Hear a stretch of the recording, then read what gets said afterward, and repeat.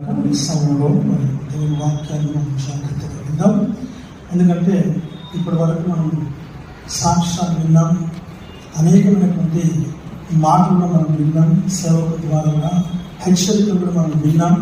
మరి ఈ సమయంలో మన దేవుని వాక్యానికి వెళ్ళక ముందు మరి వేదికను తెలిసినటువంటి దైవజనులకు నా యొక్క హృదయపూర్వక వందనాలు చెల్లిస్తూ ఉంటున్నాను. మరి ఆ రీతిగా మొదటిగా నేను చెప్పదలుచుకుంది మా బావగారి గురించి. మూరాల రాజకిషోర్ గారు మా బావగారు, అనగా మా పెద్దక్క భర్త. సో వారి యొక్క దినచర్య మనం చూసినప్పుడు, లేక వారి యొక్క జీవితం మనం చూసినప్పుడు చాలా సౌమ్యమైనటువంటి వ్యక్తి, చాలా దీనమైనటువంటి వ్యక్తి, చాలా తగ్గింపు కలిగినటువంటి వ్యక్తి. కోపం అనేది తనలో ఎప్పుడూ నేను నా జీవితంలో ఇప్పటి వరకు చూడలేదు. అది ఎలా ఉంటుందో తెలుసలేదని డౌటే. అలాంటి దీన మనస్సు లేకపోతే మృదు స్వభావమైనటువంటి ఎవరైనా దాని అంటే కూడా ఏమనలేని పరిస్థితి కాదు, కానీ అలా తగ్గించుకొని ఉండేవాడు అంతే. సో ఇలాగా ఉన్నప్పుడు పాస్టర్ బెన్నీ గారు చెప్పినట్టు మరి వారికి ఉద్యోగం వచ్చిన తర్వాత వివాహం చేసుకుంటానని తను దేవుడి దగ్గర మాట తీసుకున్నాడు, లేక వాగ్దానం చేసుకున్నాడు, లేకపోతే ప్రమాణం చేసుకున్నాడు. 95లో తనకి ఉద్యోగం వచ్చింది. 96లో ఆయన మరి మా అక్కలు వివాహం చేసుకున్నారు. మరి ఆ రీతిగానే మరి వారు వివాహం చేసుకొని మా ఇంటి దగ్గరే ఉండేవారు. పరిస్థితులు అనుకూలించారు. ఎందుకు ఈ మాట చెప్పాల్సి వస్తుంది అని అంటే, ఆయన మా బావగారు నైట్ డ్యూటీకి వెళ్ళేవారు. ఆ నైట్ డ్యూటీకి వెళ్ళినప్పుడు ఎవరు ఉండాలి అక్కడ అనేటువంటి పరిస్థితి, సొంత ఇల్లా లేదు. అలాంటి పరిస్థితుల్లో నిజంగా తన యొక్క ముందు జీవితంలో చూసినప్పుడు కూడా తను ఎక్కువగా ప్రార్థన, వాక్యము చేసేవాడు, వాక్యం చదివేవాడు, ప్రార్థన చేసుకునేవాడు, వీలైతే పరిచర్యలో పాల్గొనేవాడు. ఎక్కడ అని అంటే తనకంటూ ఒక గ్రూప్ ఉండేది. ఇందాక పాస్టర్ బెన్నీ గారు చెప్పినట్టు ఒక గ్రూప్ ఉండింది, ఇప్పుడు కూడా ఉందనుకుంటున్నానని ఉన్నది. ఆ గ్రూప్లో ప్రేయర్స్ చేస్తూ వారు సువార్త సేవ కూడా బయలుదేరి వెళ్తూ అక్కడక్కడ పరిచర్య చేస్తూ ఉన్నటువంటి వారు. ఇప్పటికి కూడా అది కొనసాగుతూ ఉంది. ఆయన ఉద్యోగానికి వెళ్ళినా కూడా ఉద్యోగం చేసుకొని నైట్ డ్యూటీ చేసుకొని, మార్నింగ్ డ్యూటీ చేసుకొని, ఆఫ్టర్నూన్ డ్యూటీ చేసుకొని, ఇలాగా టైం ఉన్నప్పుడల్లా పరిచర్యలో సేవలో గొప్పగా వాడబడేటువంటి వ్యక్తి. నాకు కూడా అనిపించేది, ఇంత నైట్ డ్యూటీ వెళ్ళేసి లేకపోతే వేరే వేరే టైంలో డ్యూటీస్ చేసుకునేసి ఇంకా పరిస్థితుల్లో వాడబడుతున్నారంటే అది దేవుని యొక్క ఉచితమైన కృప అని నేను చెప్పగలను. ఎందుకనంటే తన ప్రార్థన జీవితం, తన యొక్క వాక్య జీవితం, తన ఆత్మీయ జీవితం. వారి ఇంతకు ముందు మా మామగారు అనగా మూరాల మేషక్ గారు, వారి తల్లి గారు మిస్సెస్ మూరాల మేషక్ గారు, వారు దేవిరాజ్ పాస్టర్ దగ్గర సంఘ సభ్యులు. అక్కడ నేర్చుకున్నటువంటి ప్రార్థన, ఆత్మీయ జీవితం వారిని చాలా బలపరిచింది, చాలా చక్కగా వారిని స్థిరత్వంలోకి నడిపించిందని చెప్పారు. ఏ విషయం ఉన్నా నాతో మాట్లాడేటప్పుడు కూడా వాక్యం గురించో లేకపోతే ప్రార్థన గురించో ఆయన మాట్లాడేవాడు తప్ప వేరేది ఏది కూడా ఆయన లోకానుసారంగా మాట్లాడే వ్యక్తి కాదు. లోకానుసారంగా మాట్లాడేటువంటి మాట కూడా తెలియదు. First of all to be very frank అంటే ఎంత ఇన్నసెంట్ అంటే ఒక్క మాట కూడా రివర్స్ మాట్లాడేటువంటి పరిస్థితులు ఆయనకు ఉండేవి కావు, ఇప్పటికి కూడా లేవు కూడా. అంత సౌమ్యుడని చెప్పగలరు. మరి అలాంటి వ్యక్తిని మా అక్క భర్తగా దొరకడము మా అక్క అదృష్టం చెప్పాలి. అలాగే మా బావగారికి మా అక్క దొరకడం కూడా అదృష్టం. ఎందుకనంటే ఇంటిని అంత చక్కగా నడిపించింది. తను లేకపోతే ఆ కుటుంబమే లేదు అని మాత్రమే చెప్పగలరు. ఇది 100% సత్యం. అలాంటి మరి మా అక్కగారు కూడా, అంటే మా నాన్నగారు ఇక్కడ కూర్చున్నారు, భూషమ్మ గారు, మా అమ్మ కమలమ్మ, ఇద్దరు కూడా ఫిలదెల్ఫియా సంఘానికి చెందినటువంటి ఆ సంఘం కడుతున్నప్పటి నుంచి సంఘ సభ్యులుగా ఉంటారు. ఆ చర్చ్ కడుతున్నప్పటి నుంచి వారు ఆ ఇటుక మోసిన వారు, ఇంకా మాల మోసిన వారు ఆ గోడలు కట్టేటప్పుడు వాళ్ళు అక్కడ ఉన్నారు. అంత పాత విశ్వాసగా నేను చెప్తూ ఉన్నాను. తర్వాత అలాగనే కాదు, ఉట్టి కట్టడమే కాదు, ఆ కట్టడంతో పాటు వాళ్ళ ప్రార్థన. ఇందాక మరి ప్యారిస్ ఆమెల్ అంకుల్ గారు, డేవిడ్ అంకుల్ గారు, తర్వాత ఇంకా ఇద్దరు ముగ్గురు, ప్రసాద్ గారు, తర్వాత ఇంకా ఇద్దరు ముగ్గురు ఉన్నారు. అందరూ ఎంగేజ్ గారు ఉన్నప్పుడు, తర్వాత పాస్టర్ గారు, ఎంగేజ్ పాస్టర్ గారు, ఆ తర్వాత నిజామాబాద్ నుంచి వచ్చిన బోధనలు పరిచయం చేస్తున్నటువంటి ఐజక్ గారు, పాస్టర్ ఐజక్ గారు, వారి హాయంలో నేను కూడా ఫిలడెల్ఫియా సంఘంలోనే I'm the product of Philadelphia IPC church. దేవుని యొక్క పిలుపు, నాకు కూడా సేవ చేయాలని షోకేం లేకుండా, పరిచయం చేయాలని కానీ సేవ చేయాలని కానీ నాకేమీ ఆలోచన తలంపు ఏది కూడా లేకుండింది. కానీ దేవుని యొక్క పిలుపు, దేవుని యొక్క ఏర్పాటు, దేవుని యొక్క ఎన్నిక, దేవుని యొక్క దెబ్బలు తిన్నాకే మొదటిసారి, 2 సార్లు, 4 సార్లు అయిన తర్వాత 5వ సారికి నేను దేవుని మాట విన్నాను. సో అలాగే మా నాన్నగారి యొక్క ప్రార్థన, యాక్చువల్గా నేను పరిచయం చేస్తుంది ఏంగా చేయాల్సింది ఆయన చేయాలి, కానీ ఆయన తరఫు నుంచి దేవుడు అంటాడు కదా, నీ చేతులు రక్తంతో ఉన్నాడు కనుక నువ్వు మందిరం కట్టద్దు, కాబట్టి నీ కుమారుడు నా మందిరాన్ని కడతాడన్నట్టుగా ఆయన చేయాల్సినటువంటి సేవను దేవుడు నాకు అప్పగించాడు. ఎందుకంటే దేవుడి పైన అంత ప్రేమ. ఎక్కడికి ఆయన, మా నాన్నగారు కూడా అంతే, లైన్ పైన వెళ్ళేవాడు, రైల్వేలో పనిచేసేవాడు. ఏ గ్రేడ్ గారు రిటైర్ అయ్యారు.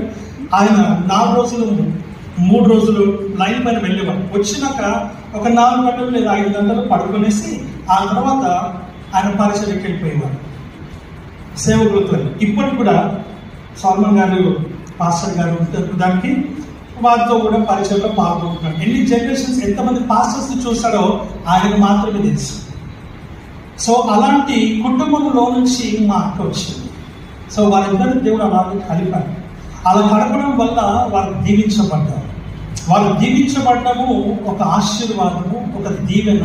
దేనికనంటే సంఘానికి. ఆ సంఘంలో వారు ఉండడము ఆశీర్వాదకరమని నేను గట్టిగా చెప్పగలను. సో ఆ రీతిగా మా బావగారు, మా అక్కగారు ఇద్దరు కూడా ఆ సంఘంలో ఉంటూ పరిచయంలో పాల్గొంటూ మరి ఈ రీతిగా ముందుకు సాగుతూ ఉన్నారు. తర్వాత మా బావగారికి మంచి టాలెంటెడ్ పర్సన్, మ్యూజిక్ మనకి కాంగు కొట్టేవారు, చక్కగా వాయిద్యాలు వాయించేవారు, చక్కగా టూర్స్ కూడా వెళ్తూ ఉండేవారు. ఆయన డ్యూటీకి వెళ్ళినప్పుడు ఆ రూమ్లో బయట నుంచి లాక్ చేసేవారు. ఎందుకు చెప్పారు సాక్ష్యం, అక్కడ లోపల జరిగిందంటే కూడా మనకి బయటకు ఎవరికి ఏం తెలిసేది కాదు. కానీ ఈ రోజు వరకు కూడా తను కాపాడబడ్డాడు అని అంటే తను నమ్మినటువంటి దేవుడే ఆయన్ని కాపాడని మాత్రం నేను చెప్పగలను. వారిద్దరూ దేవుడు ప్రేమించి పెద్ద కుమారుడైన వల్సన్ ఎలిజర్ కుమారుడిగా మొదటి సంతానంగా దేవుడు వారికి ఇచ్చారు. ఆ తర్వాత మరి బ్యూలా క్రిస్టలైట్ని 2వ సంతానంగా దేవుడు వారికి అనుగ్రహించారు.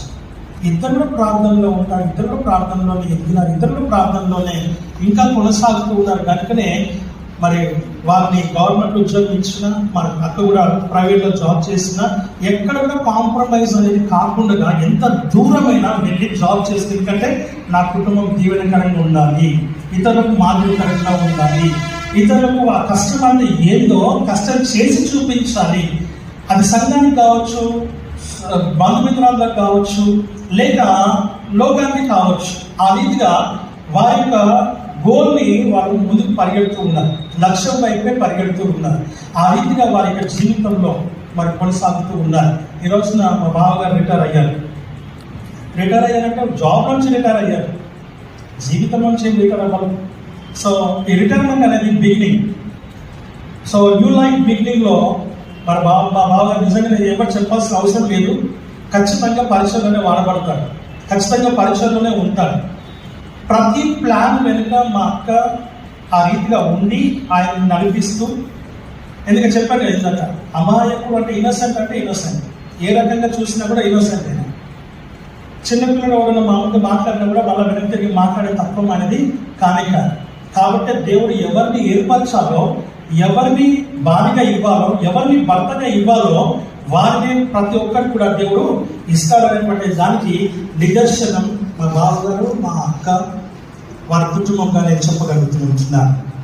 ఆమేన్. హల్లెలూయా, హల్లెలూయా. ఫిలడెల్ఫియా సంఘం ఐపీసీ అంటే హల్లెలూయా అంటే మారమోగిపోవాలి. రైట్? ఆమేన్. హల్లెలూయా, హల్లెలూయా. మనమందరం లేచినవాళ్ళమా? అందరం ముఖాలంతా నీరసంగా ఉన్నాయి, చాలా నీరసంగా ఉన్నాయి. నిజంగా నీరసంగా ఉన్నారు, నీరసపడిపోయినారు మీరు అందరూ. మరి అసలు లేచి పడతాం. మనకన్నా వచ్చిన పాటలు పాట ఎక్కువ పెద్ద వేరే పాట ఏమి లేదు దీంట్లో, స్పెషల్ సాంగ్ ఏమి లేదు దీంట్లో.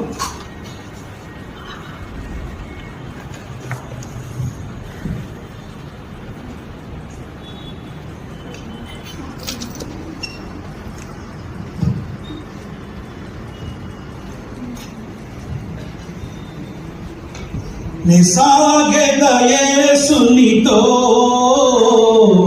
నా జీవిత కాలమంతా, నిసాగెద యేసునితో నా జీవిత కాలమంతా.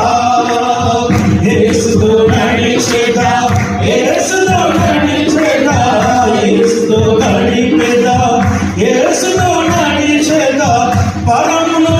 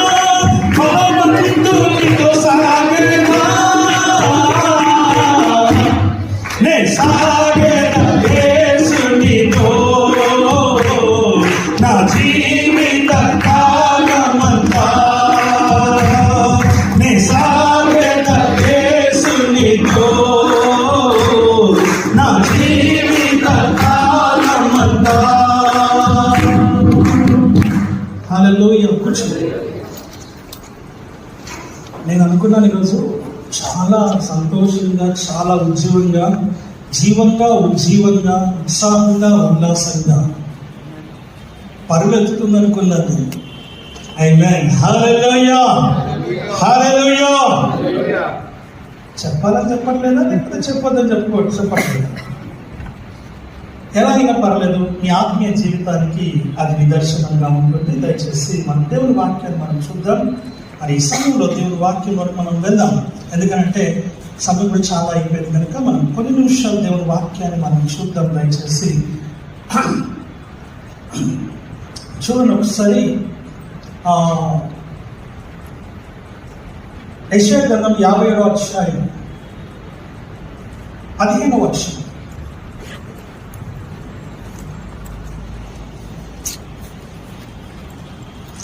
మహాగణుడును, మహోన్నతుడును, పరిశుద్ధుడును, నిత్య నివాసి అన్న వాడిని లాగు సెలవించుచున్నారు.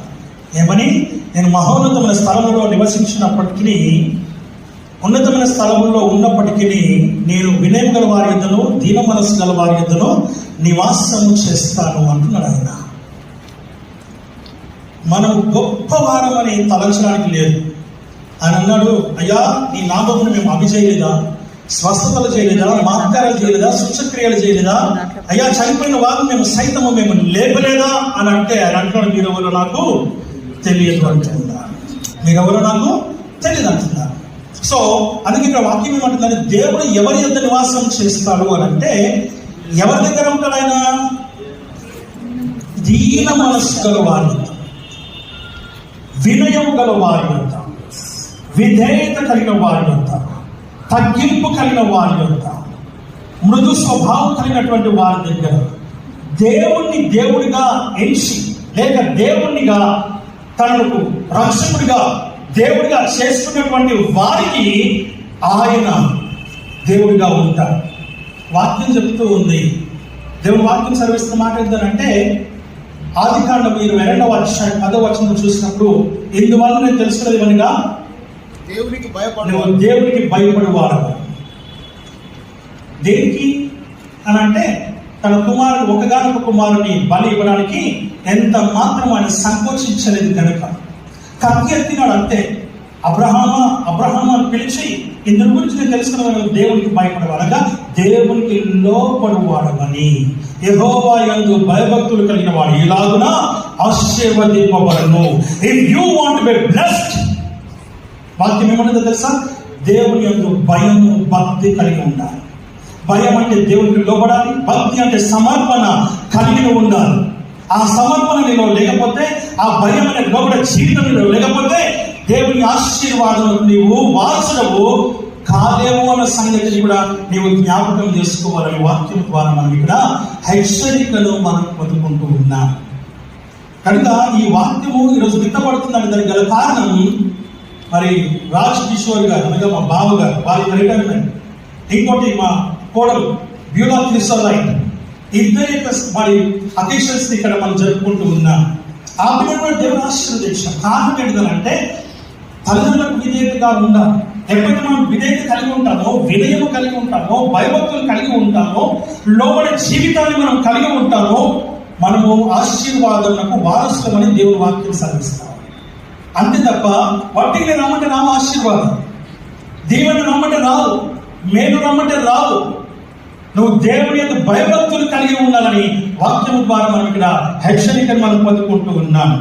Deuteronomy chapter 8 verse 6 and 7 చూద్దాం ఒకసారి, దయచేసి చూడండి ఒకసారి. అక్కడ ఏమంటున్నాడు మనం చూద్దాం. ద్వితీయోపదేశకాండము 8వ అధ్యాయం 6-7 వచనం. ఆయన మార్గములలో నడుచుకొనున్నట్లును ఆయనకు భయపడినట్లును నీ దేవుడైన యెహోవా ఆజ్ఞలను గైకొనవలెను. నీ దేవుడైన యెహోవా నిన్ను మంచి దేశంలో ప్రవేశపెట్టును. అది నీటి వాగులను, లోయలలో నుండి, కొండలలో నుండి పారు ఊటలు, అగాధ జలములను గల దేశము. ఆమేన్, హల్లెలూయా. ఆయన మార్గంలో నడుచుకున్నట్టు, ఆయన భయపడినట్లు నీ దేవుడైన యెహోవా ఆజ్ఞలను ఏం చేయాలంటే గైకొనవలెను, అనుసరించాలి. గైకొనాలి ఇన్ ద సెన్స్ అంటే అనుసరించాలి. ఆయన అడుగుచాడల్లో మనం నడవాలి. మన లోకంలో వీఆర్ కాల్డ్ యాజ్ క్రిస్టియన్స్ కదండి. మనం అందరం క్రైస్తవులం అని పిలువబడుతూ ఉన్నాం. కానీ మనం నిజంగా చెప్పాలంటే క్రైస్తవులము కాదు అని చెప్పగలుగుతారు. ఎందుకనంటే క్రైస్తవులను పిలువబడిన మాత్రాన నువ్వు క్రైస్తవుడు కాలేవు. ఎప్పుడు అవుతావనంటే నువ్వు మారు మనసు పొంది, నువ్వు రక్షణ పొంది, నువ్వు బాప్తిసము తీసుకొని, బలలో పాల్గొని, సంఘంలో సభ్యత్వము కలిగి, సంఘం అనే శరీరంలో ఒక అవయవ భాగంగా ఉన్నప్పుడు మాత్రమే నీవు అర్హుడవు అన్న సంగతిని జ్ఞాపకం చేసుకోవాలి. అప్పుడే నువ్వు వారసుడు, అప్పుడే నువ్వు వారసురాలు అన్న సంగతిని కూడా మనం ఇక్కడ చూస్తూ ఉంటూ ఉన్నాం. దేశంలో స్వతంత్రించుకోవడం అంటే ఎంత ఈజీ కాదు. మనం క్రైస్తవం పిలవడుతున్నాం కానీ మనం ఆయన అడుగుచారంలో మనం నడుస్తలేదు. అంటే అడుగుచారులు అంటే ఆయన నిజంగా ఆయన అడుగుచారులో మనం నడవాలి, స్టెప్ బై స్టెప్ వేయాలా కాదు. ఆయన లోకంలో ఎలాగైతే జీవించినాడో, ఎలాగైతే ఆయన లోకంలో బ్రతికినాడో, ఎలాగైతే ఆయన మనకు మార్గమును చూపించినాడో, లేక ఆయన జీవితం ఏదైతే ఉందో దానికి అనుగుణంగా నువ్వు నడిచినప్పుడు దేవునికి నీవు దాసుడు అవుతావని, దేవునికి నువ్వు భయపడిన బిడ్డగా ఉంటావని వాక్యం ద్వారా మనం ఇక్కడ చూసుకుంటున్నాం. 7వ వచనం కూడా చూద్దాం. నీ దేవుడైన యెహోవా నిన్ను మంచి దేశంలో ప్రవేశపెట్టినట్టు అది నీటి వాగులను, లోయల నుండి, కొండలలో నుండి పారు ఊటలు, జనముల దేశములోనికి దేవుడు నిన్ను నడిపిస్తాడు. ఆ పాలు తేనెలు ప్రవహించు దేశములోనికి నువ్వు ప్రవేశం నువ్వు పొందుకోవాలి. అలా పొందుకోవాలంటే మీకు చిన్న ఎగ్జాంపుల్ చెప్పి నేను ముందుకు సాగుతాను. మోషే గారిని దేవుడు పిలిచినాడు. అక్కడ పిలిచినాడండి. ఆయన 80 సంవత్సరంలో ఉన్నప్పుడు దేవుడు మోషేని పిలిచినాడు. ఐగుప్తులో ఉన్నటువంటి ఆ యొక్క ఇశ్రాయేలును విడిపించడానికి పిలిచినప్పుడు ఆయన వ్యతిరేకించినాడు. ఆ తర్వాత వచ్చినాడు. ఆయన సహాయంగా అహరోనును పంపించాడు. ఆ తర్వాత సహోదరుడానికి సహాయకరంగా ఉంది. ఇవన్నీ చూస్తే అందులో నుంచి వారిని బయటకు తీసుకొని వచ్చిన తర్వాత ఎర్ర సముద్రము దాటిన తర్వాత జరిగిన విషయం అంటే వారికి దాహం వేస్తా ఉంది. వారు అడుగుతున్నారు, మాకు నీళ్లు కావాలి. వారంలో మొండి వాళ్ళు, లేకపోతే వారంలో మూర్ఖపు మనుషులు ఇశ్రాయేలు ఆ టైంలో మనం చూస్తున్నాం. భయంకరమైనటువంటి మొండి. అలాంటి ఇశ్రాయేలు మోషే గారిని నడిపిస్తూ ఉన్నారు. ఈ నడిపిస్తున్న సమయంలో వారికి దాహం వేస్తే మోషేతో వాదులాడుతూ ఉన్నారు. వాదులాడుతున్నటువంటి సమయంలో ఆయన వారిని భరించలేక సహించలేక దేవుని దగ్గర మొరపెడుతూ ఉన్నారు. ఆయన నీ చేతిలో కర్ర ఉంది, వెళ్ళి నువ్వు మాట్లాడు అన్నాడు. ఆయన నువ్వు మాట్లాడు, ఇందాక అనేకమైన గొప్ప కార్యాలు చేసావు కదా, ఎందుకు ఊరికి నాకు మొరపెడుతున్నావు అని మోసతో మాట్లాడినప్పుడు వెళ్ళి ఆ బండతో మాట్లాడమన్నాడు. ఆయన మాట్లాడబట్టి ఆయన ఏం చేశారంటే దాన్ని కొట్టారు. అందువల్ల నీళ్ళు రాకుండా పోయాయా? నీళ్ళు వచ్చాయి. ఎందుకంటే వాళ్ళ దాహం తీరాలి, వాళ్ళ అద్భుతం చూడాలి, వారి విశ్వాసం దెబ్బతినకూడదు, వారి నమ్మకం దెబ్బతినకూడదు, వారి నిరీక్షణ దెబ్బతినకూడదు. కాబట్టి దేవుడు కార్యం చేశాడు. కానీ ఏం కోల్పోయాడండి? పాలు తేనెలు ప్రవహించు దేశంలోనికి ప్రవేశం మాత్రం కోల్పోయాడు. He lost. సింపుల్ ఏంటంటే ఆ ఒక్క విషయంలో ఆయన పాలు తేనెలు ప్రవహించు దేశంలోకి ప్రవేశమే లేకుండా కోల్పోయినాడు. ఈరోజు నేనెంత క్రైస్తవులను చెప్పుకునే మనము, విశ్వాసం చెప్పుకునే మనము, నమ్మకస్తులను చెప్పుకునే మనము, దేవుడి బిడ్డలను చెప్పుకునే మనము, లోకస్తులు అంటున్నారు మనల్ని. ఆ కులాయి దగ్గర కావచ్చు, నల్ల దగ్గర కావచ్చు, ఇక్కడ కావచ్చు, కొట్లాడ దగ్గర కావచ్చు, మీరు దేవుడి బిడ్డలు కదా అంటారు మనల్ని. చాలా చక్కగా పిలుస్తారు మనల్ని దేవుడి బిడ్డలు అనేసి. కానీ మనలో ఏముంది? కోపము, ఈర్ష్య ఉంది, ద్వేషం ఉంది, కక్ష ఉంది, క్రోధం ఉంది, అసూయ ఉంది, కుళ్ళు ఉంది, కుట్ర ఉంది, పదవులు ఉన్నాయి. ఇవన్నీ పెట్టుకొని మనం దేవుడి బిడ్డలను పిలవబడుకు మాత్రమే పిలవబడుతున్నాం. కానీ నిజంగా మనం క్రైస్తవులము కాదు. ఎప్పుడవుతాము అంటే ఆయనను అనుసరించినప్పుడు మాత్రమే. అప్పటి వరకు నువ్వెవరో నాకు తెలియదు. ఇక్కడ నా సమయం ఉంది అని అంటాడు. ఈ వాక్యం వింటున్నటువంటి నీవు ఒకవేళ నీవేమైనా అలాంటి స్థితిలో ఉన్నట్లయితే నువ్వు మార్చుకో, నీ పద్ధతిని మార్చుకో, నీ ఆలోచన మార్చుకో, నీ తలంపును మార్చుకో, నీ జీవితాన్ని మార్చుకో, నీ హృదయాన్ని మార్చుకో, నీ తలంపును మార్చుకో, నీ మనసును మార్చుకో, నీ మాటను మార్చుకో, నీ చూపును మార్చుకో, నీ ఆలోచన మార్చుకో, నీ తలంపును మార్చుకో, నీ యొక్క మార్గమును మార్చుకో, నీ నడకను మార్చుకో, నీ పద్ధతిని మార్చుకో. అలా మార్చుకున్నప్పుడే నువ్వు దేవుని బిడ్డగా, దేవుని కుమారుడుగా, క్రైస్తవుడిగా, విశ్వాసిగా నువ్వు పిలువబడతావని వాక్యం ద్వారా మనం చూస్తున్నాం. మోషే గారు వారు నడిపిస్తూ ఉన్నారు.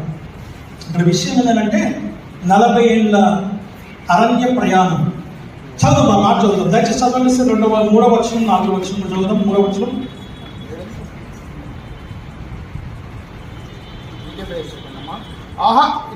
రెండవ వచనం, 2వ భాగం. అరణ్యంలో ఈ 40 సంవత్సరములు నీ దేవుడైన యెహోవా నిన్ను నడిపించిన మార్గమంతటిని జ్ఞాపకము చేసుకొనుము. అలాగే 4వ వచనం ఏంటంటే ఈ 40 సంవత్సరంలో నీవు వేసుకున్న బట్టలు పాతగిలలేదు, నీ కాలు వాయలేదు, నీ బట్టలు చినగలేదు, ఇంకేమైనా నువ్వు మార్చుకోలేదు. ఇది దేవుని ఆశీర్వాదం. 40 సంవత్సరాల ఆశీర్వాదం. 40 సంవత్సరాలు ప్రయాణం చేస్తూ ఉన్నారు. 40 సంవత్సరాలు వారు అరణ్య మార్గం గుండా నడిచినారు. దేవుడు డైరెక్ట్ గా నీ ముఖ్య ఎక్కడైనా మనం అందరం చూపిస్తాం, ఇలా చూపిస్తాం. కానీ ఇప్పుడు ఇలా చూపించాల్సిన పరిస్థితి. అలా తీసుకొచ్చారు ఆయన వారు. ఎందుకో తెలుసా? ఆ చుట్టుపక్కల ఉన్న దేశాలన్నింటినీ జయించాలి, జయించి వారు జయ జీవితం కలిగినటువంటి వారిగా ఉండాలని, జయశీలుగా ఉండాలని దేవుడు వారి పట్ల అభిలాష కలిగి ఉన్నాడు. హల్లెలూయా. హల్లెలూయా. ప్రేమ దేవుని బిడ్డ, అలాంటి ఆత్మీయ జీవితం మనకు వారు నడిపించినట్టుగా మనం చూస్తున్నాం. 40 సంవత్సరాల్లో వారి బట్టలు చిరిగిపోలేదు, కాలు వాయలేదు, చెప్పులు అరిగిపోలేదు, వారి యొక్క ఏది కూడా తరిగిపోలేని వాక్యం ద్వారా మనం చూసుకొచ్చున్నాం. ఈ 40 సంవత్సరాల జీవితం వారిని ఎన్నో ఒడిదుడుకులు, ఎన్నో కష్టాలు, ఎన్నో శ్రమలు, ఎన్నో బాధలు, ఎన్నో వేదనలు, ఎన్నో శ్రమలు. ఇప్పుడు మా బావగారు కూడా రిటైర్ అయిన వాళ్ళు ఇక్కడ 2-3 ఉండొచ్చు, లేక 10 మంది ఉండొచ్చు. రిటైర్ అవ్వబోతున్నటువంటి వాళ్ళు ఇక్కడ ఉండొచ్చు.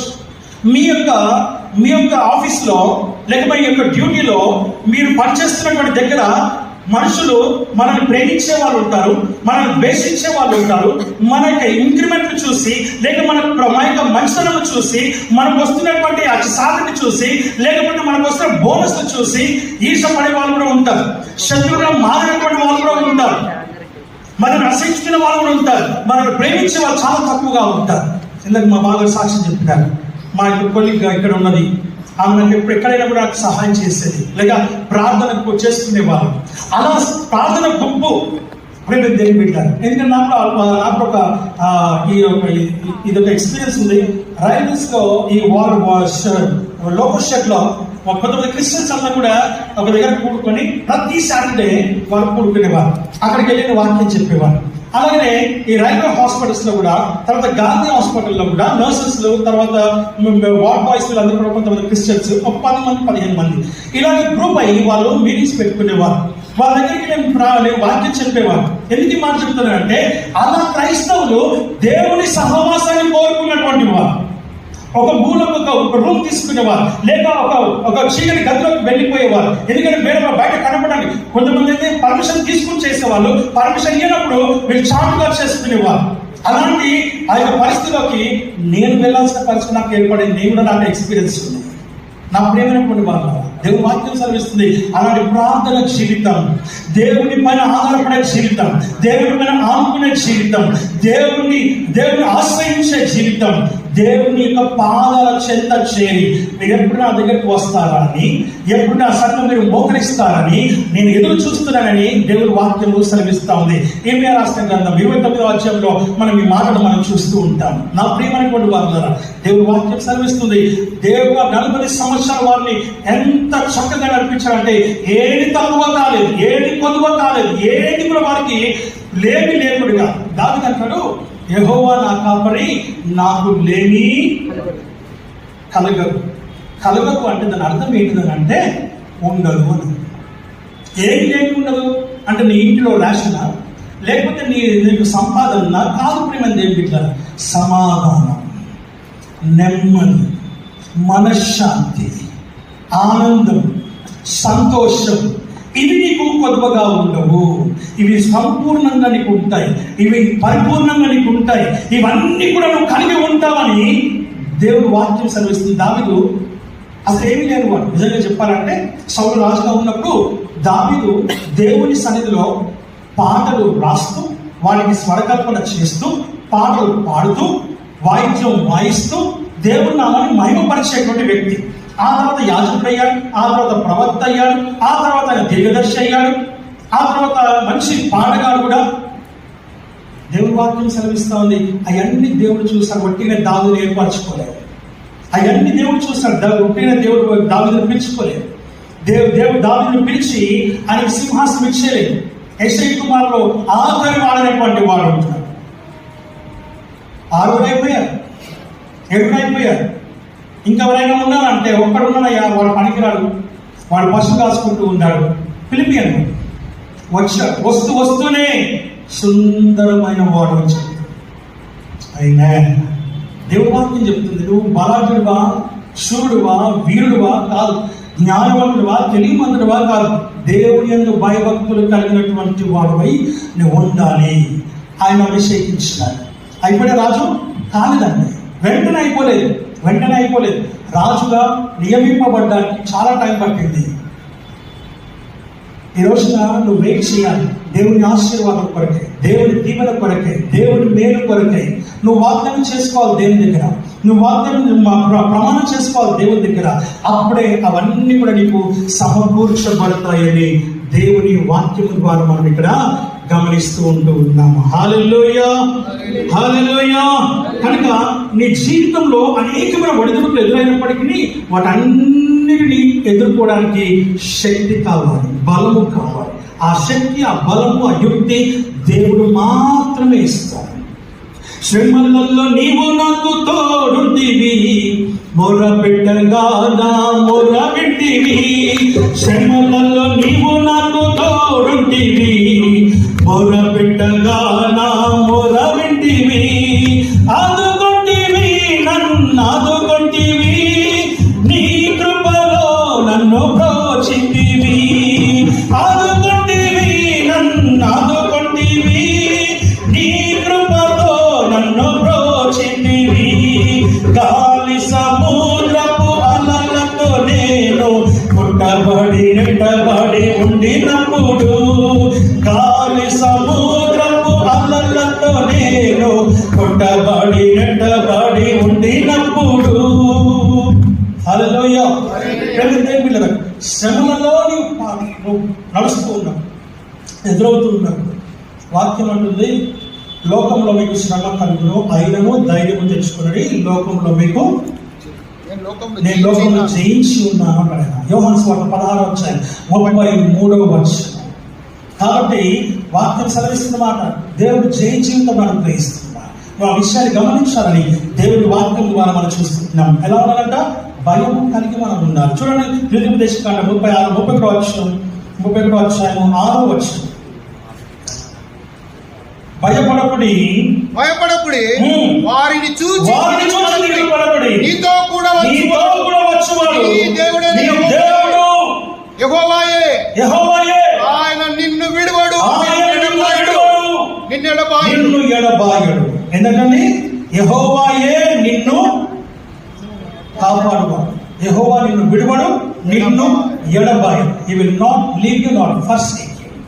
అందుకని మాట, భయపడకు. వారిని చూసి నీవు ఏం చేద్దంట? దిగులు పడదు. ఎవరిని? మనకెదురవుతున్నటువంటి వాటి విషయం. మనుషులు కాదు, మన బాధనే మనకు శత్రువు, మన అనారోగ్యం మనకు శత్రువు, మనకున్నటువంటి మానసిక ఒత్తిడే మనకు శత్రువు, మనలో ఉన్నటువంటి వ్యాధిగ్రస్తమైనటువంటి రోగాలే మనకు శత్రువులై ఉంటూ ఉన్నాయి. వీటిని జయించాలంటే జయశీలైనటువంటి వాడు యేసుక్రీస్తు ప్రభువును అనుసరించాలి.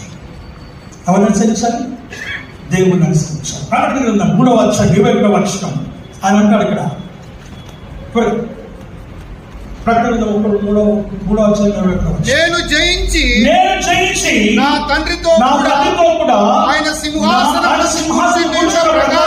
జయించువాని నాతో కూడా నా సింహాసనం కూర్చుండనిస్తాను. జయించువాడులో వాణిని నా సింహాసనంలో కూర్చుండనిస్తాను. Lead a victorious life. జయ జీవితం మనకు కావాలి. ఎవడైతే జయిస్తాడో వాడే ఆ జయ జీవితం కావాలి మనకి వచ్చిన. అదే నాడు నువ్వెంత ప్రార్థన చేసినా వ్యర్థమే.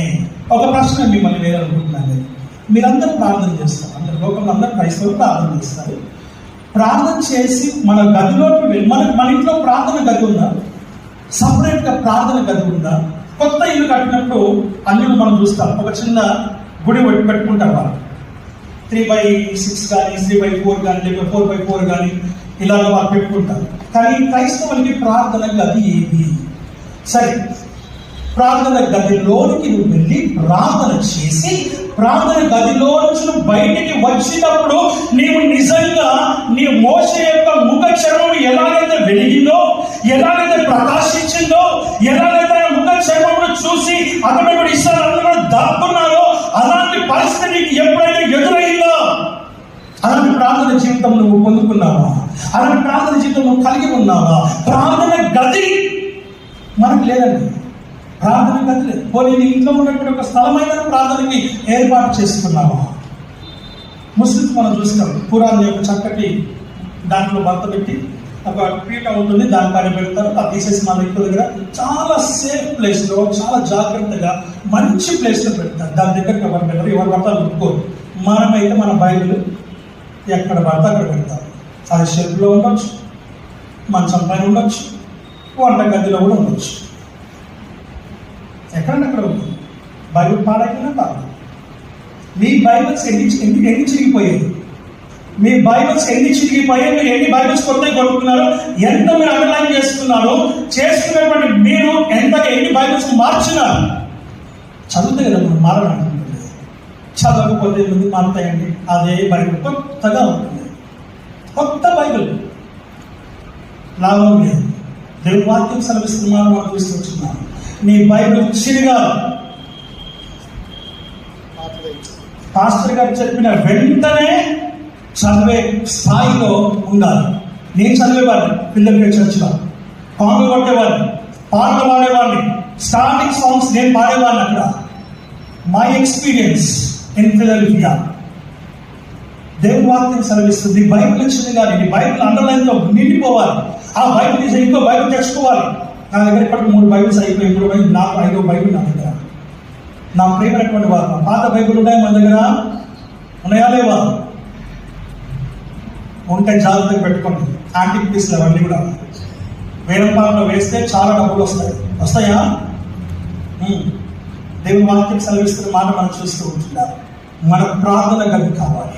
ఆ ప్రార్థన జీవితం ఎప్పుడైతే మనం కలిగి ఉంటామో నిజంగా ఆశీర్వాదం నిన్ను వెతుక్కుంటూ వస్తుంది. దీవెనలు వెతుక్కుంటూ వస్తాయి, మేలు వెతుక్కుంటూ వస్తాయి, ఆరోగ్యం వెతుక్కుంటూ వస్తుంది. ఆరోగ్యం లేదు, బాగలేదు, అనారోగ్యంతో ఉన్నాను, బలంతో ఉన్నాను, కష్టంలో ఉన్నాను, శ్రమలో ఉన్నాను, ఇరుకులో ఉన్నాను, ఇబ్బందులో ఉన్నాను, బాధలో ఉన్నాను, వేదనలో, నిందలో ఉన్నాను, అవమానంలో ఉన్నాను చెప్పుకుంటూ కాదు తిరగాల్సింది. నీ ప్రార్థన గదిలో దేవుని దగ్గర మాత్రమే నువ్వు చెప్పుకోవాలి. You must have connection with your God. నీకు నీ దేవుడికి అనుబంధం కలిగిన బిడ్డగానే ఉండాలి. మన సెల్ ఫోన్ మనకు టవర్ లేకపోయినా, కనెక్షన్ లేకపోయినా, సిగ్నల్ లేకపోయినా ఎలాగైతే పనిచేయదో అలాగే నీవు నీ ప్రార్థన జీవితం దేవుడితో సహవాసం లేకపోతే కనెక్షన్ ఉన్నది. ప్రేమ దేవుని పెట్టారు. దేవుడికి ఆయన తెగిపోయినప్పుడు నీలో అభద్రత భావం పెరుగుతుంది, నీలో భయం పెరుగుతుంది, నీలో దిగులు పెరుగుతుంది, నీలో ఆందోళన పెరుగుతుంది, నీ లోపల అనేకమైనటువంటి అన్ని పెరిగి ఏమైపోతావు అంటే బీపీ రేజ్ అవుతుంది, అనారోగ్య పాలవుతావు, చచ్చిపోతావు. చెప్పలేము. ప్రేమ దేవుని పెట్టారు. కాబట్టి వాక్యం సెలవిస్తా ఉంది. ఇందువల్ల నేను తెలుసుకోవడం వెళ్ళగా నువ్వు దేవునికి భయపడువాడవని. ఒక మాట చూద్దాం దయచేసి. లాస్ట్ యెషయా గ్రంథం 41:10. భూదిగంతముల నుండి నేను పట్టుకొని దాని కొనల నుండి పిలుచుకొనిన వాడా, నీవు నా దాసుడవని, నేను నిన్ను ఏర్పరచుకుంటున్నాను, నేను నీతో చెప్పి ఉన్నాను, నీకు తోడై ఉన్నాను, భయపడకుము. ఒక్క నిమిషం. దేనితో చెప్పి ఉన్నాను? ఎప్పుడు ఎవరస్తుగా ఉన్నప్పుడు చెప్పుకుంటాను అనుకుంటా, మర్చిపోయావు. ఎవరస్తులో ఉన్నప్పుడు చెప్పుకుంటాను అనుకుంటా, నువ్వు మర్చిపోయావు. అసలు మాట్లాడే సంగతి మర్చిపోయావు, ఆ ప్రామిస్ మర్చిపోయావు, ఆ వాగ్దానాన్ని మర్చిపోయావు. అందుకే నేను నీతో చెప్పిన దేవుడు మళ్ళీ ఒకసారి జ్ఞాపకం చేస్తూ ఉన్నాను. ఏమని చెప్తున్నాడు ఇక్కడ? నీకు తోడై ఉన్నాను, భయపడకుము, నేను నీ దేవుడనై ఉన్నాను, దిగులు పడకుము, నేను నిన్ను బలపరచును, నీకు సహాయం చేయువాడను నేను, నీతి అను నా దక్షిణహస్తముతో నిన్ను ఆదుకొందును. కొండ తప్పు నా కళ్ళు తెచ్చుకున్నాను. ఎక్కడి నుంచి నాకు సహాయం అంటే యెహోవా వలననే నాకు సహాయం. కీర్తనలు 121 మనం చూస్తుంటాం మాట. అదే దాని కీర్తనలో 125 కీర్తనలు కూడా 10 వచనం మనం చూస్తున్నాం. యెహోవా ఇందు భయభక్తులు కలిగిన వాడు కదలక నిత్యము నిలుచు సియోను కొండ వలె ఉంటాడు. కొండను ఎవరు కదిలించగలుగుతారా? ఎవరు కదిలించలేదు. కానీ ఆ విశ్వాసం, ఆ నమ్మకం నీలో, నాలో, మనలో కావాలని దేవుని వాక్యం ద్వారా మనం ఇక్కడ చూస్తూ ఉంటూ ఉన్నాం. హల్లెలూయా, హల్లెలూయా. ఇంకొక విషయం మనం చూస్తూ ఉంటాం ఏంటంటే ఆ వస్తువు పట్టుకొని చాలా మంచి అనుకుంటాం, భ్రమపడతాం. పనికిరాంది ఉంటుంది అక్కడ, అది వేస్ట్ అనుకుంటారు. కానీ పనికిరాంది పనికి వస్తుందన్న సంగతిని జ్ఞాపకం చేసుకోవాలి. పనికి వస్తుంది ఏదో అనుకుంటాం, అది పనికి రాకుండా పోతున్న సంగతిని జ్ఞాపకం చేసుకోవాలి. దేవుడి వాక్యం సెలవిస్తున్నటువంటి మాటలు మనం ఇక్కడ జ్ఞాపకం చేసుకుంటూ ఉన్నాం. భయపడకుము, నేను నీ దేవుడని ఉన్నాను. I'm your God, I am your God, I am నేనే దేవుడను, నేను తప్ప వేరొక దేవుడు లేరు అని చక్కగా చెబుతూ ఉన్నటువంటి మాటలు మనం ఇక్కడ చూస్తూ ఉంటున్నాం. దయచేసి ఐ వాంట్ కంప్లీటెడ్ చూడండి ఒకసారి తీతు రాసినటువంటి పత్రిక 2వ అధ్యాయము 7వ వచనం ఫాస్ట్ తీసుకున్నాం. అటువలే స్వస్థబుద్ధి గల వారై ఉండవలని యవ్వన పురుషులను హెచ్చరించుము. పరపక్షమందుండు వాడు మనలను గూర్చి చెడు మాట సిగ్గుపడినట్లు అన్నిటి యందు నిన్ను నీవే మాదిరిగా ఉండాలంటారు. ఎలా ఉండాలంట? మాదిరిగా ఉండాలి. You have to be and like an illustration and an example. వాక్యం చెప్తుంది నువ్వు ఎగ్జాంపుల్, నువ్వు ఉదాహరణగా ఉండాలి, నువ్వు మాదిరిగా ఉండాలి, నువ్వు సూచనగా ఉండాలని దేవుని వాక్యం సెలవిస్తావు. ఆ సూచన జీవితం నీకు కనబడకపోతే you are not a Christian, right? You are not a believer, you are a reliever. You are a reliever. Be like believer. దేవుని వాక్యం సెలవిస్తున్న మాటలు మనం ఇక్కడ చూస్తూ ఉంటున్నాం. నా ప్రియమైనటువంటి వారు, పరపక్షమందు వాడు మనం వచ్చి చెడు మాట ఏదో చెప్ప నేరక సిగ్గుపడినట్లు అన్నిటి అందు నేను నీవే సత్కార్యముల విషయం మాదిరిగా కనపరుచుకోమని చెప్తున్నాను. అనగా చూపించుకో, నేను నువ్వు చూపించుకో. You have to show yourself. You are an illustration to others.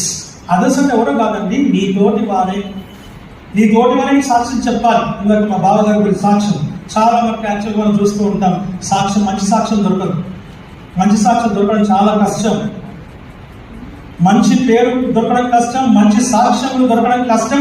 ఆ మంచి సాక్ష్యం సంపాదించాలి, ఆ మంచి పేరు సంపాదించాలి. ఆ మంచి పేరే నీతో, ఆ మంచి సాక్ష్యమే నీతో వస్తుంది. ఏమి రావు నీతో ఏమి రావు. నీ బాడీ కూడా నీతో రాదు. నీ భార్యకు నువ్వు చెప్పిపోవు, నీ భర్తకు నువ్వు చెప్పిపోవు, నీ పిల్లలకు, నీ తల్లిదండ్రులకు నువ్వు చెప్పి వెళ్ళవు. ఎప్పుడు పోతావో నీకే తెలియదు. మనిషిని ఆయుష్ 70 సంవత్సరాలు, అధిక బలం ఉన్నట్లయితే 80 సంవత్సరాలు, దేవుని కృప ఉంటే 100 సంవత్సరాలు వేసుకుందాం. ఫ్రీగా పోయేదేముంది, వేసుకుందాం. కానీ నువ్వు చెప్పి వెళ్ళే ప్రసక్తే లేదు అనే సంగీతం కూడా జ్ఞాపకం చేసుకోవాలని దేవుని వాక్యం ఉంటుంది. 90 10వ వచనం అన్నాడైనా,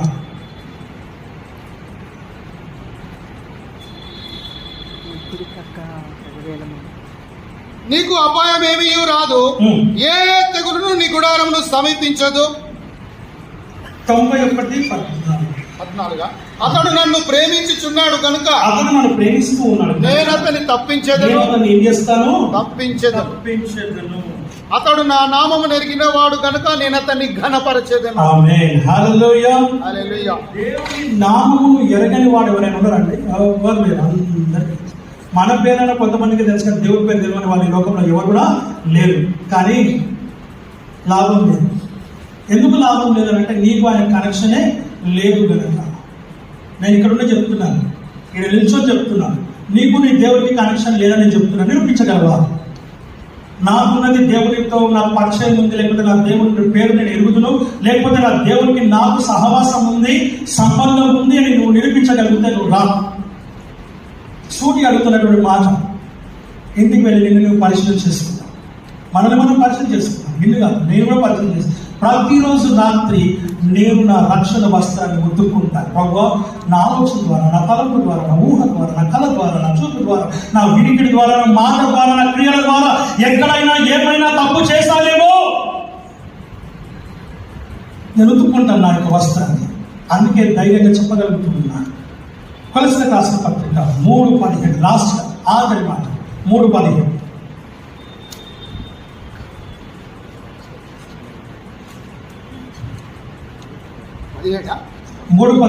మరియు మాట చేత గాని క్రియ చేత గాని మీరేమి చేసినను ప్రభు అయిన యేసు ద్వారా తండ్రి అయిన దేవునికి కృతజ్ఞతాస్తుతులు చెల్లించుచు సమస్తమును ఆయన పేరిట చేయుడి. సమస్తము ఆయన పేరిట చేయండి. దాని ముందు ఏమంటాడు? మరియు మాట చేత గాని క్రియ చేత గాని మీరేమి చేసినా ప్రభు అయిన యేసు ద్వారా తండ్రి అయిన దేవునికి కృతజ్ఞతాస్తుతులు. ఒక మనిషి మనకు సహాయం చేస్తే వెంటనే మనం థ్యాంక్స్ చెప్తాం, వెంటనే మనము వందనాలు చెప్తాం. కానీ దేవుడి దగ్గరికి వచ్చేసరికల్లా థ్యాంక్స్ లేదు. కృతజ్ఞతాస్తుతులు చెల్లించాలని దేవుని వాక్యం ద్వారా మనం ఇక్కడ గమనిస్తూ ఉంటూ ఉన్నాం. ఇంటికి వెళ్ళక చదువుకోండి. 22, 23, 21, 22, 23 వర్షాలు ఇంటికి వెళ్ళక దయచేసి చదువుకోవాలని, 4, 2 వర్షం కూడా ఇంటికి వెళ్ళక చదువుకోవాలని నేను మనవి చేస్తూ ఉంటున్నాను. ఎందుకంటే అక్కడ కూడా చాలా చక్కటి మాట చెప్తూ ఉన్నాయి. ఇవన్నీ కూడా మనము దేవుని సన్నిధిలో లోకానుసారంగా మా బావగారు రిటైర్ అయిపోవచ్చు, ఉద్యోగ రీత్యా, కానీ ఆత్మీయ జీవితానికి రిటైర్మెంట్ లేదు. సేవకులకే కాదు, మీకు రిటైర్మెంట్ లేదు. ఆఖరి వరకు కూడా ప్రకటన గ్రంథం 2:10 మరణపు వరకు నువ్వు నమ్మకముగా ఉండాలి. ఎప్పటి వరకన్నా? మరణం వరకు నమ్మకంగా ఉండాలి. అంటే నువ్వు చనిపోయే వరకు కూడా నువ్వు నమ్మకంగా ఈ లోకంలో ఉండాలి. అలా లేకపోతే ఆ పరలోకానికి వారసురాలము నువ్వు కాలేవు అన్న సంగతిని జ్ఞాపకం చేసుకోవాలని నేను మనవి చేస్తున్నాను. కనుక ఆ విషయాలన్నింటినీ కూడా ఇంటికి వెళ్ళి ధ్యానం చేయండి. ఆ రీతిగా దేవుని సన్నిధిలో మనల్ని మనం పరీక్షించుకొని పరిశోధించుకొని తెలుసుకొని దేవుని సన్నిధిలో మనం ముందుకు సాగుతున్నట్టుగా దేవుడికి వాక్యం ఆశీర్వదించి దీవించిన కాక ఈ సమయం ఇచ్చినటువంటి మా అక్కగారికి, మా బావగారికి, అలాగే సంఘ కాపరి గారికి, మరి సంఘానికి కూడా నా యొక్క హృదయపూర్వక వందనాలు చెల్లిస్తూ నా మాట ముగిస్తుంది. Thank you.